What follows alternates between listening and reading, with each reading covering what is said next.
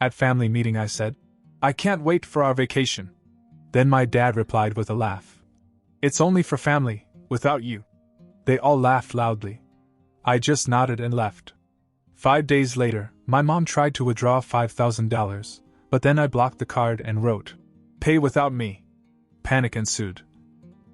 I should have known something was wrong the moment my mom invited me over for dinner.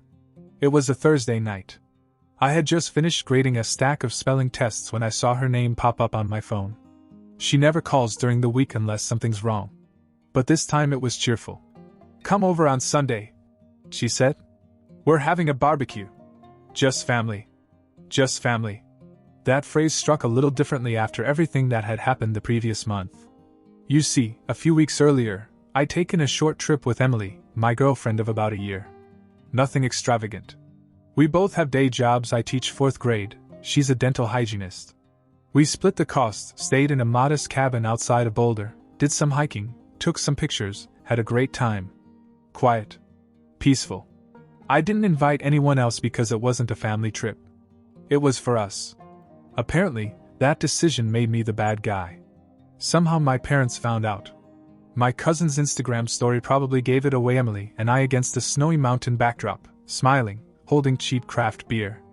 I didn't post it myself, but it didn't matter.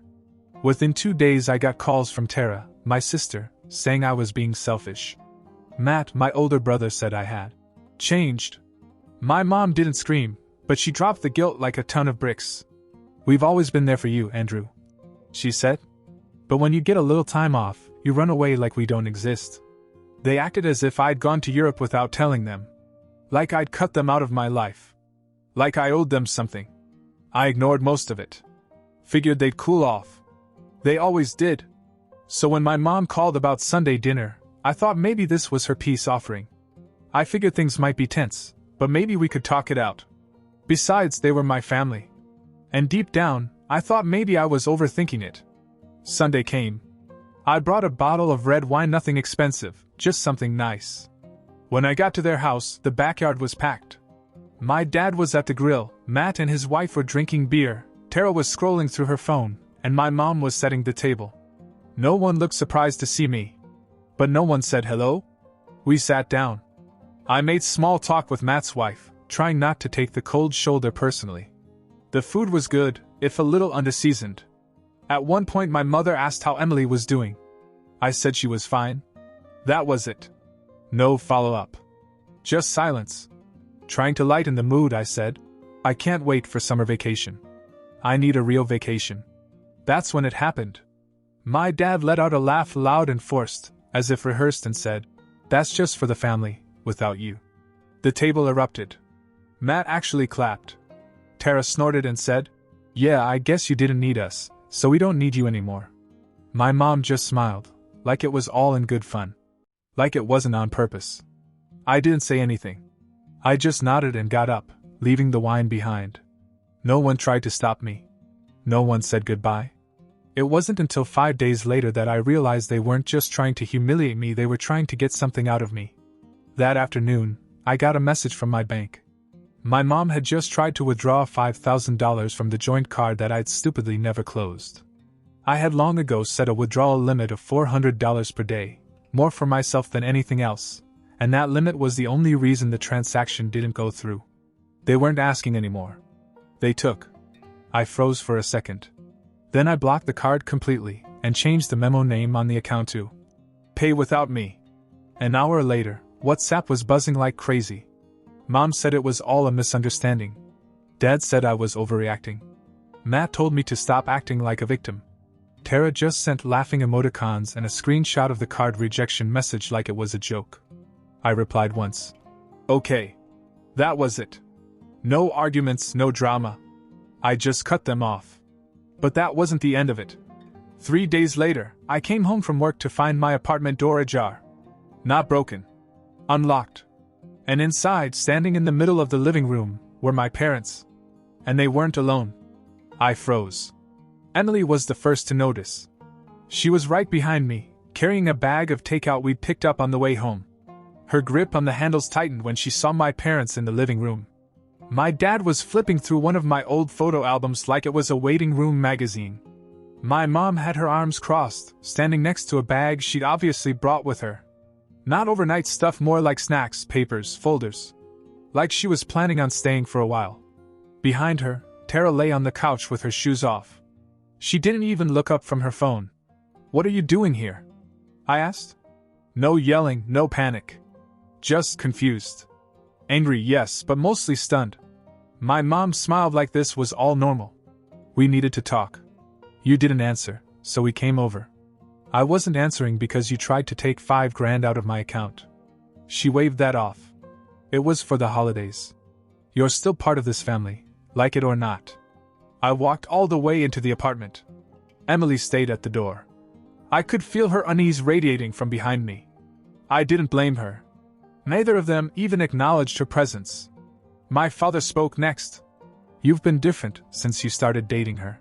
Selfish. Like we're just a burden now." Tara laughed softly.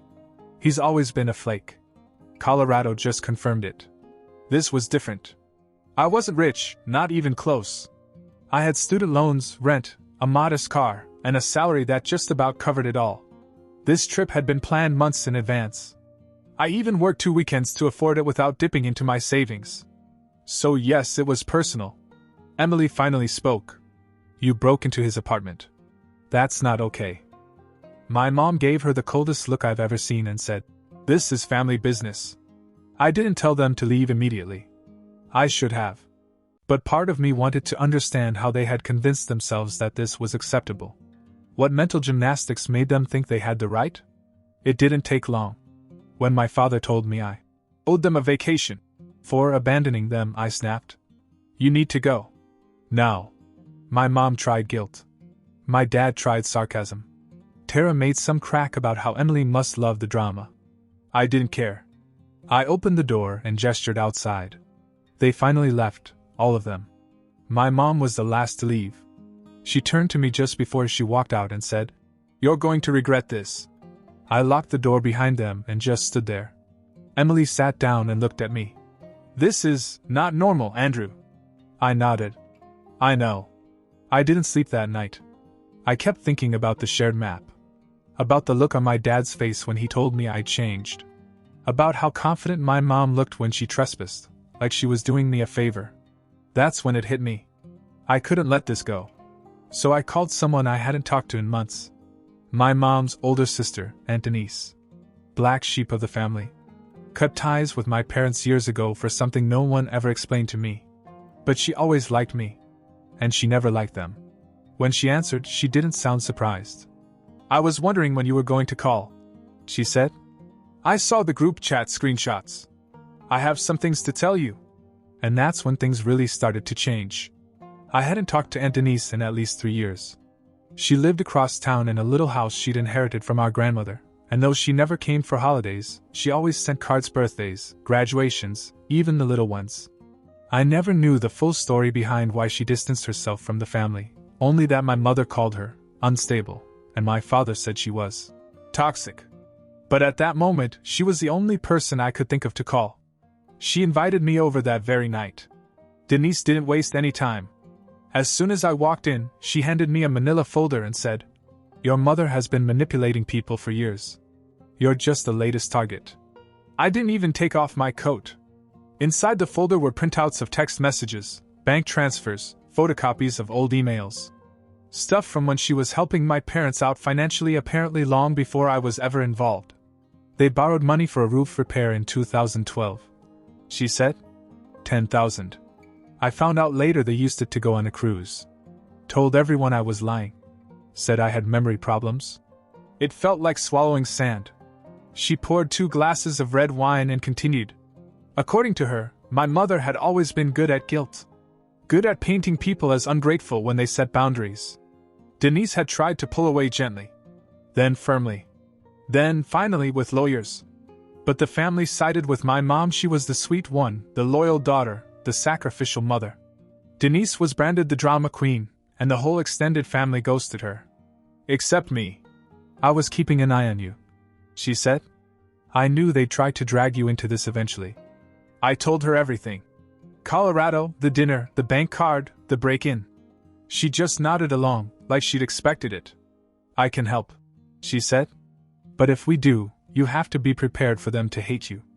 I already was. So we came up with a plan.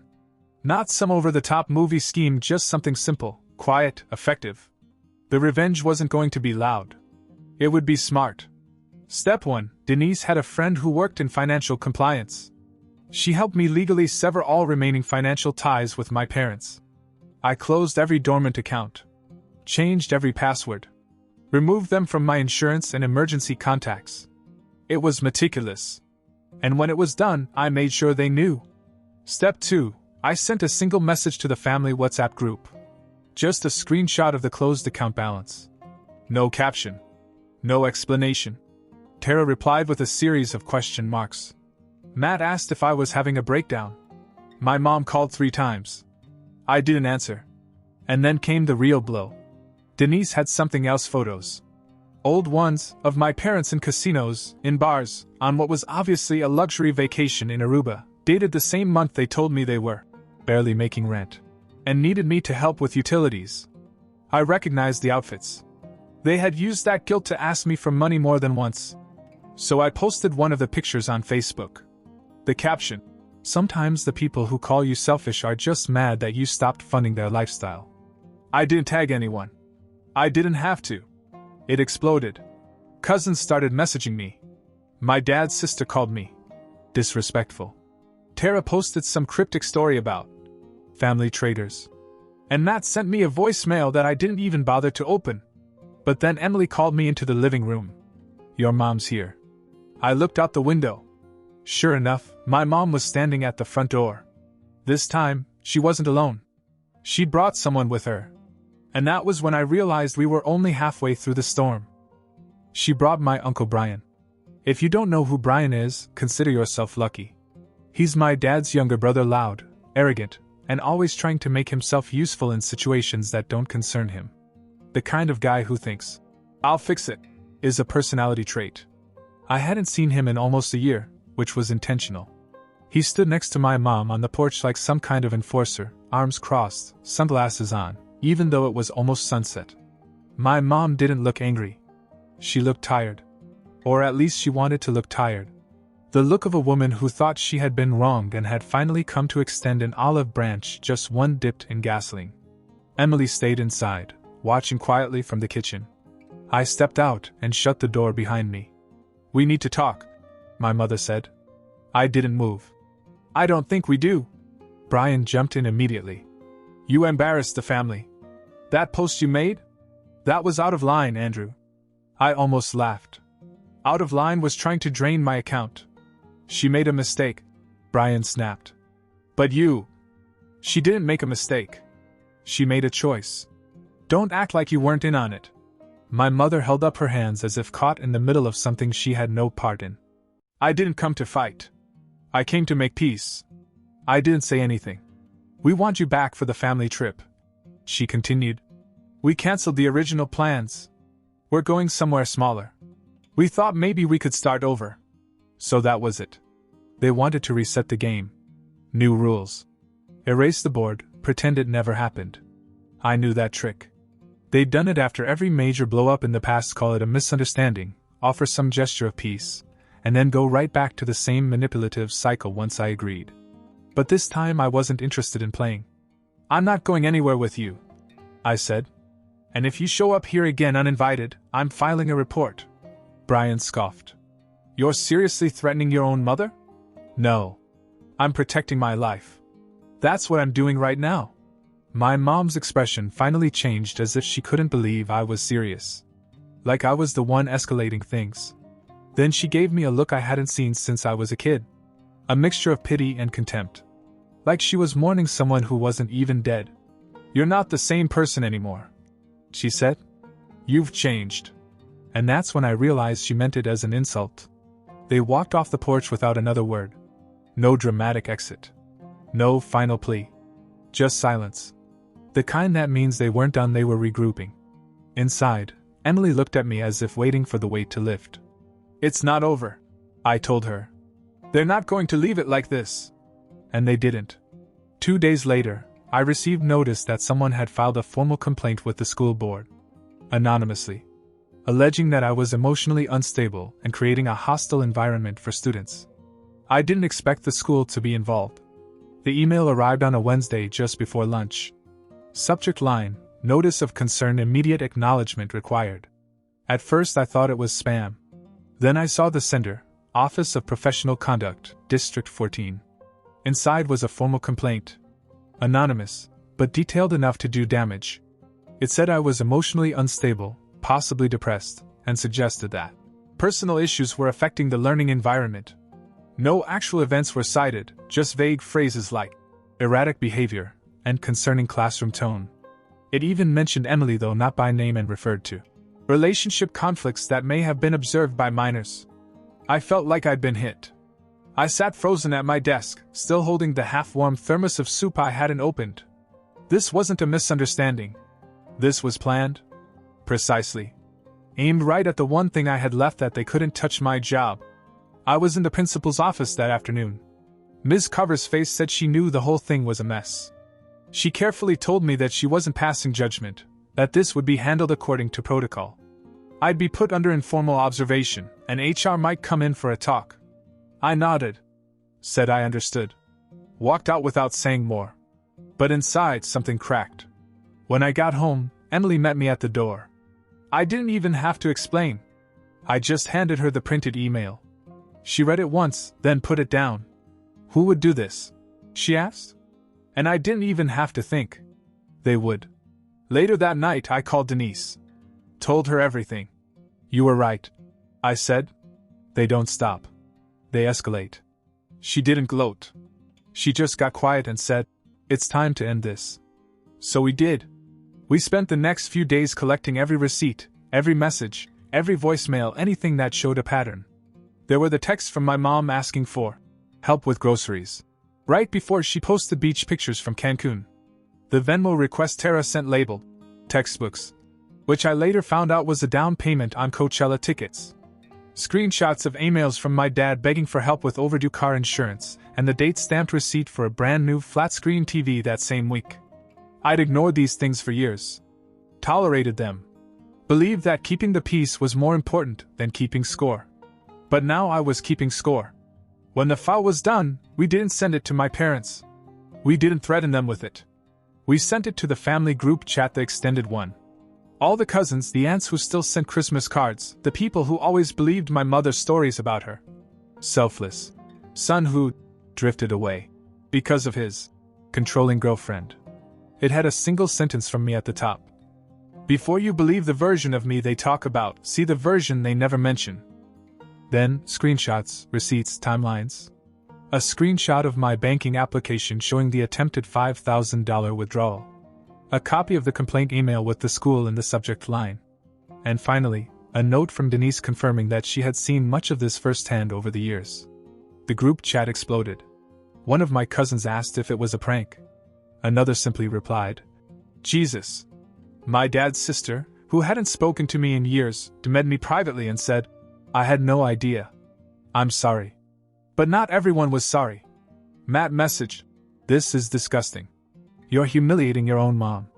Tara posted on her story, "Some people can't handle being called out, so they try to burn down the whole family tree." And then came my mom. She didn't respond in the chat. She went around it. Straight to Emily. Emily showed me the message. It said, "You poisoned him. He wasn't like this before you. I hope you're happy." That was her last card. Divide us. Blame her. Rewrite history again. But Emily didn't flinch. She looked at me and said, "End it. All of it. Whatever you have to do." And that's when I knew what had to happen. It wouldn't be loud. It would be final. I didn't write back to my mom after she texted Emily. I didn't call, I didn't block her, I didn't even respond. I just let it sit there, 3 sentences trying to put it all on the woman I loved, like I was some kind of puppet being controlled. As if all this hadn't been years in the making. Emily read it once, closed her phone and said, "She knows she lost." That was the first time I believed it. I made a decision that week. Not out of anger, not out of spite, just out of necessity. I wasn't going to live in fear of another false accusation or another uninvited visit. I wasn't going to wait for the next time they decided to come back into my life. I was going to make sure there wouldn't be a next time. So I called a lawyer. Not one of those flashy billboard lawyers. Denise knew a quiet, sharp woman named Clara who specialized in family disputes and restraining orders. She was calm, efficient, and didn't even blink when I handed her the stack of screenshots and printouts. She listened carefully, asked the right questions, and by the end of the meeting she had a plan. Within a week, the no-contact order was filed temporary, pending full approval, which wouldn't take long given what I'd handed over. I also filed a separate report for the incident at the apartment. Turns out, what my parents did that day wasn't just family drama. It was a crime. Trespassing. My landlord issued a formal warning, changed the locks, and offered to install a new security camera free of charge. He even apologized. He said that in 10 years of renting, he'd never seen anything like it. Then came the best part. Clara traced the anonymous complaint to the school board. Her team got the metadata from the email header, matched the IP, and no shock traced it back to Tara's college. She hadn't even bothered to use a VPN. I didn't press charges. I didn't have to. When my lawyer contacted the school and showed them the data trail, they immediately dropped the charges and closed the file. That was the end of the professional damage. And it was the beginning of something better. I took a week off. Real time off. The county gave me full pay, probably out of quiet sympathy. Emily and I used the break to look at new apartments. A fresh start. Clean walls, no memories tied to old keys. We found a 2-bedroom near a park with a kitchen she loved and a reading nook I didn't know I wanted until I saw it. We moved in at the end of the month. Denise helped us pack. She was quiet through most of it, but as we locked the door one last time and handed in the keys, she put her arm around my shoulder and said, "That apartment was your first step away from them. This is your first step away." I didn't say anything, but I knew she was right. After we moved, I deleted the family group chat. Didn't leave it. Deleted it. Gone. I didn't need updates from people who sat in silence while my parents took a wrecking ball to my life. A few cousins reached out privately, saying they hoped we could still be close. But I didn't respond. Not to be cruel, just because I was tired of cleaning up after other people's choices. Work got better. My students threw me a welcome back party with construction paper signs and crayon drawings. Emily framed one of them, a lopsided stick figure that said, "Mr. A is the best," and hung it in the hallway. I started to sleep again. Real sleep. The kind where you don't wake up angry or bracing for the next attack. One night, about 2 months after everything, Emily and I were sitting on the balcony with cheap wine and a pizza box between us. The air was warm still. No more buzzing phones. No more emergencies. I told her, "I feel like I'm finally out of the house. Not just physically. I mean out." She nodded. "You are." Then she said something that surprised me. "You know you're going to be a good dad someday, right?" I looked at her. She wasn't joking. She wasn't trying to make a point. She was just saying it. Like she saw something I hadn't considered. And that's when I realized that this whole storm, every twisted part of it, had cleared the way for something real. Something healthy. Something that wasn't built on guilt or obligation or fear. For the first time in my adult life, I wasn't someone's scapegoat. I wasn't a bench. I wasn't a bad son, a disappointing brother, a selfish betrayer. I was just Andrew. And that was more than enough.